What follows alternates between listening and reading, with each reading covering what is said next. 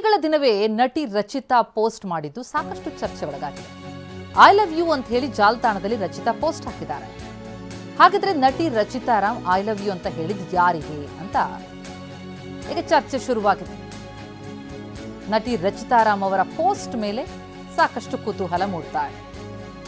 ಇವತ್ತು Valentine's day, ಪ್ರೇಮಿಗಳ ದಿನವೇ ನಟಿ ರಚಿತಾ ರಾಮ್ ಹಾಕಿರುವಂತಹ ಈ ಪೋಸ್ಟ್ ಯಾರಿಗೆ ಅಂತ ಪ್ರಶ್ನೆ ಮಾಡ್ತಿದ್ದಾರೆ ಅವರ ಫ್ಯಾನ್ಸ್. ಏನ್ ಗೊತ್ತಾ, ಐ ಲವ್ ಯು ಅಷ್ಟ್. ಏನ್ ಗೊತ್ತಾ, ಐ ಲವ್ ಯು ಅಷ್ಟ್.